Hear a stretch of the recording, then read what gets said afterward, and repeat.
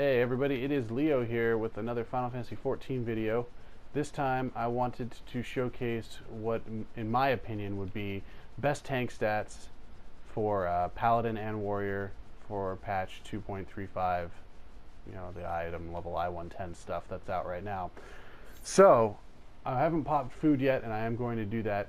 I will put a little disclaimer right now. I do not have the High Allagan blade or the High Allagan battle axe, nor do I have the High Allagan ring of fending yet. My turn 9 drops, basically. So obviously, I know the trolls out there are going to immediately point that out, but they aren't nearly as critical to what the rest of my build is overall. They would just slightly enhance it, obviously. So I decided to bring this video out anyway. So I use the Black Truffle Risotto High Quality because I get pretty much full effect out of all the stats on it at this point, which is beyond awesome. So I'm going to put that on. I'm going to do this video outside of a party, so I don't have any of the party buffs. It's just me and my stats as they are. So this is my tank, full tank gear set that I would use pretty much only for turn 9. Anything else in the game, this is overkill. I switch out for DPS stuff pretty quickly. I went with a crit determination build, and I shaved as much accuracy off as I can, because tank accuracy cap in turn 9 is around 513, 515, something like that. And even shaving off as much as I did, I still have 523, so well above the cap there. And as a result, I wanted to put a little bit more effort into damage stats. The reason why I didn't prioritize parry as highly is because parry procs after your shield blocks, and for every 13 points of the parry stat, you only get plus 1% to your parry chance. It doesn't even affect how much damage you reduce from a parry itself. So considering that, I figured it'd be better to just, you know, I'll drop 3 or 4% chance of parry and put on putting out more damage to help hold hate against these DPS that are rocking High Allagan weapons and are just excellent at what they do. 400k monks and things like that. So anyway, I went with the Nox Circlet. A lot of this stuff is going to be Nox stuff, unfortunately. That is, for this build, the best in slot. The body, the Lorica, is one of the only parry pieces out there. The High Allagan, heavy High Allagan coat, I would use, except for the fact that this loadout now, that is where the last bit of my accuracy comes from, is this knocked body piece. If I took that off, I'd be under accuracy cap at that point. So the High Allagan gauntlets of fending are a given, I think, for pretty much any style of play you have. The freaking knocked gloves suck, and the tank gloves from Circus Tower really aren't that great, plus they're not upgradable to 110, so that's kind of a given. The belt, I actually had a little bit of a toss-up on. When I was deciding on my Novus, I wrote down all the stats for all the 110 gear and tried to weigh it out to decide what I thought was going to be best. The belt kind of serves the same purpose. It gives me just enough accuracy to keep me over the turn 9 cap. Otherwise, I would go with the knocked belt. But, really, again, parry D-term versus accuracy crit, they're really a wash.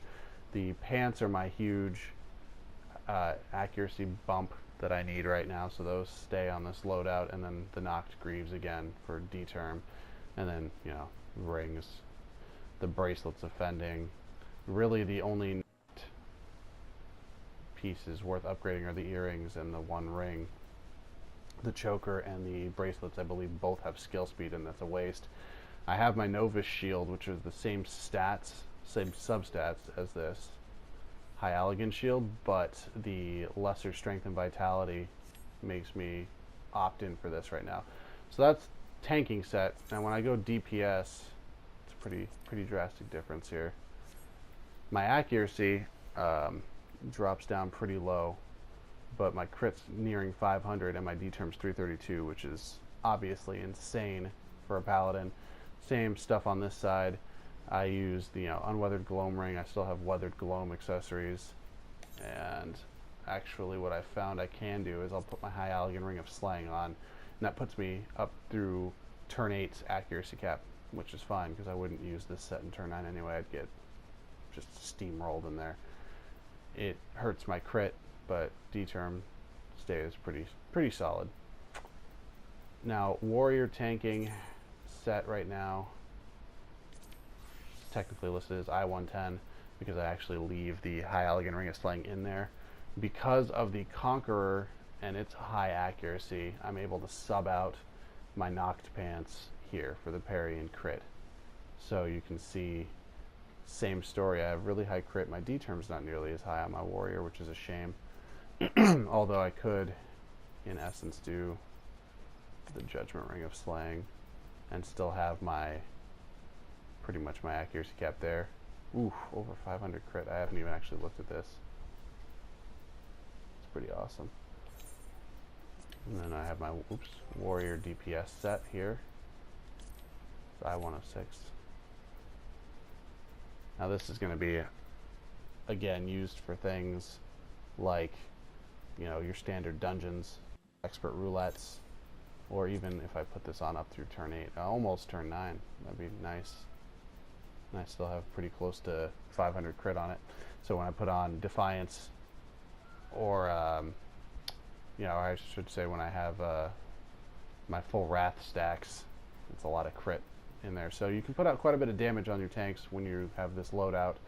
And I just kind of wanted to showcase what I thought were the stats worth using. I mean, right now with this setup, my strength and vitality are almost the same on my warrior. What if I had a melee DPS is obviously going to be way higher, so you can pump out quite a bit.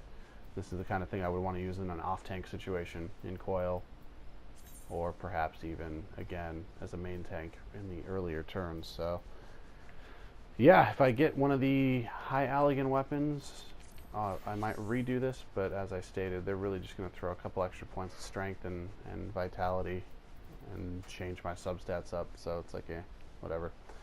Anyway, thank you guys for watching. Just wanted to share that. Please, by all means, post your opinions in the comments section below. I want to hear feedback. If somebody has a different tank setup that they like for either Paladin or Warrior or both, by all means, post it.